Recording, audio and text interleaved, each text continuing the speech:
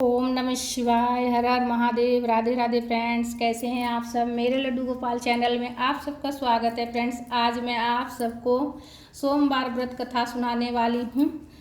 इसे सुनने से सभी मनोकामना पूरी होती है। कथा सुनने मात्र से सभी मनोकामना पूरी होती है फ्रेंड्स।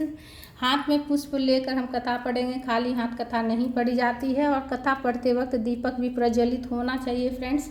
कथा पूरा सुनिएगा फ्रेंड्स। कथा सुनने से सभी मनोकामना पूरी होती है फ्रेंड्स। तो कथा इस प्रकार से, एक बहुत धनवान साहूकार था। उसके घर में धन आदि किसी प्रकार की कोई कमी नहीं थी। उसको एक ही दुख था कि उसके कोई पुत्र नहीं था। वह इसी चिंता में रात दिन दुखी रहता था। वह पुत्र की प्राप्ति हेतु प्रत्येक सोमवार को सोमेश्वर व्रत और चंद्रदेव तथा शिव जी का पूजन किया करता था। वह प्रतिदिन शिव मंदिर में जाकर शिव जी की पूजा किया करता। सुबह शिवलिंग पर जल चढ़ाता और सायंकाल मंदिर में दीपक प्रज्वलित किया करता था। उसके भक्ति भाव को देखकर एक समय श्री पार्वती ने शिव जी महाराज से कहा, हे महाराज, यह साहूकार आपका अत्यंत भक्त है और सदैव आपका व्रत और पूजन बड़ी श्रद्धा से करता है। आप इसकी मनोकामना पूर्ण कर दीजिए। शिव जी ने कहा, हे पार्वती, यह संसार कर्म क्षेत्र है। जैसे किसान खेत में जैसा बीज बोता है वैसा ही फल काटता है, उसी तरह इस संसार में जो जैसा करता है वैसा ही फल भोगता है। पार्वती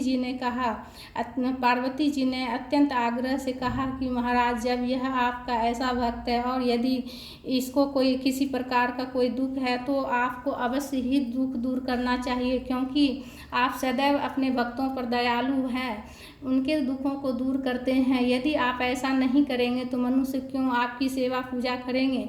पार्वती जी का ऐसे आग्रह देखकर शिव जी महाराज कहने लगे, हे पार्वती, इसके कोई पुत्र नहीं है। इसी चिंता से यह अति दुखी रहता है। इसके भाग्य में पुत्र ना होने पर भी मैं इसको पुत्र प्राप्ति का वर देता हूँ, परंतु वह पुत्र केवल 12 वर्ष तक जीवित रहेगा। इसके पश्चात वह मृत्यु को प्राप्त हो जाएगा। इसके अधिक मैं और कुछ इसके लिए नहीं कर सकता।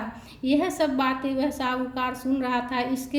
इससे उसको ना कुछ प्रसन्नता हुई और ना ही कुछ कष्ट हुआ। वह पहले जैसे ही शिव जी महाराज का व्रत और पूजन करता रहा। कुछ काल व्यतीत हो जाने पर साहूकार की स्त्री गर्भवती हुई और 10वें महीने उसके गर्भ से अति सुंदर पुत्र प्राप्ति हुई। साहूकार के घर में बहुत खुशी मनाई गई, परंतु साहूकार ने उसकी केवल 12 वर्ष की आयु जान कोई अधिक प्रसन्नता प्रकट नहीं की और ना ही किसी को भेद बतलाया। जब वह 11 वर्ष का हो गया, उस बालक की माता ने उसके पिता से विवाह आदि करने के लिए कहा, परंतु साहूकार कहने लगे, मैं अभी इसका विवाह नहीं करूँगा और काशी जी पढ़ने के लिए भेजूंगा। फिर साहूकार ने अपने साले अर्थात उस बालक के मामा को बुलाया। उसको बहुत सा धन देकर कहा, तुम इस बालक को काशी जी पढ़ने के लिए ले जाओ। रास्ते में जिस स्थान पर भी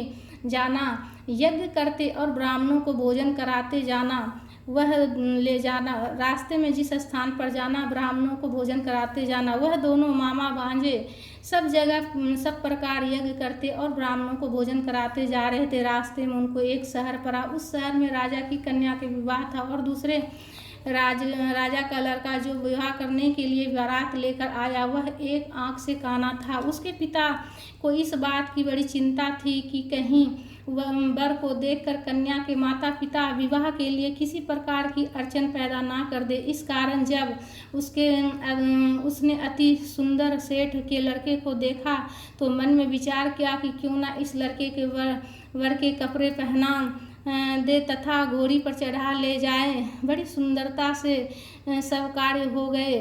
वर के पिता ने सोचा, यदि विवाह कार्य भी इसी लड़के से करा दिया जाए तो क्या बुराई है। ऐसा विचार करके राजा ने लड़के और उसके मामा से कहा, यदि आप फेरों और कन्यादान का काम भी करा दें तो आपकी बड़ी कृपा होगी और हम इसके बदले में बहुत सा धन देंगे। उन्होंने भी स्वीकार कर लिया और विवाह का कार्य भी बहुत अच्छी तरह से हो गया। परंतु जिस समय लड़का जाने लगा तो उसने राजकुमारी की चुंदरी के पल्ले पर लिख दिया कि तेरा विवाह तो मेरे साथ हुआ है, परंतु जिस राजकुमार के साथ तुमको भेजेंगे। वह एक आँख का काना है। मैं तो काशी जी पढ़ने जा रहा हूँ। उस राजकुमारी ने जब चुनरी पर ऐसा लिखा हुआ पाया तो उसने राजकुमार के साथ जाने से मना कर दिया और कहा कि यह मेरा पति नहीं है, मेरा विवाह इसके साथ नहीं हुआ है। जिसके साथ मेरा विवाह हुआ है वह तो काशी जी पढ़ने गया है। राजकुमारी के माता पिता ने अपनी कन्या को विदा नहीं किया और बारात वापस चली गई। उधर वह सेठ का लड़का और उसका मामा काशी जी पहुंच गए। वहां जाकर उन्होंने यज्ञ करना और लड़के के पढ़ना शुरू कर दिया। जब लड़के की आयु 12 वर्ष की हो गई उस दिन उन्होंने यज्ञ रचा था। उसके लड़के ने अपने मामा जी से कहा, मामा जी आज मेरी तबीयत कुछ ठीक नहीं है। मामा ने कहा अंदर जाकर सो जाओ। लड़का अंदर जाकर सो गया। थोड़ी देर के बाद प्राण निकल गए। जब उसके मामा ने आकर देखा तो वह तो मुर्दा पड़ा था, तो उसको बड़ा दुख हुआ और उसने सोचा कि मैं अभी रोना पीटना मचा दूं तो यज्ञ का कार्य अधूरा रह जाएगा। इसलिए उसने जल्दी से यज्ञ का कार्य समाप्त कर ब्राह्मणों के जाने के बाद रोना पीटना प्रारंभ कर दिया। संयोग बस उसी समय शिव पार्वती जी उधर से जा रहे थे। जब उन्होंने जोर जोर से रोने पीटने की आवाज़ सुनी थी, पार्वती जी कहने लगी, महाराज कोई दुखियारा रो रहा है, इसके कष्ट दूर करो। तब शिव जी बोले, इसकी आयु इतनी ही थी सो भोग चुका। पार्वती जी ने कहा, महाराज कृपा करके इस बालक की और आयु दो, नहीं तो इसके माता पिता तरफ तरफ कर मर जाएंगे। पार्वती जी के इस प्रकार बारंबार आग्रह पर शिव जी ने उसको वरदान दिया और शिव जी महाराज की कृपा से लड़का जीवित हो गया। शिव पार्वती जी कैलाश चले गए। कुछ दिन बाद लड़का और मामा उसी प्रकार यज्ञ करते हुए अपने घर की ओर चल पड़े। रास्ते में उसी शहर में आए जहाँ विवाह हुआ था, जहाँ पर आकर उन्होंने यज्ञ किया था। लड़के का ससुर यज्ञ में आया और उसने लड़के को पहचान लिया और अपने महल ले गए। महल ले जाकर बड़ी खातिर की। कुछ दिन बाद बहुत सा दासियों के सहित आदरपूर्वक लड़की और जमाई को विदा किया। जब वह अपने शहर के निकट पहुँचे तो मामा ने कहा कि मैं पहले तुम्हारे घर जाकर सबको खबर कर आता हूँ। उस समय लड़के के माता पिता अपने घर की छत पर बैठे हुए थे। उन्होंने यह प्रण कर रखा था कि यदि हमारा पुत्र सकुशल घर पर आएगा तो राजी खुशी नीचे उतरकर आ जाएंगे, नहीं तो छत से गिरकर अपने प्राण खो देंगे।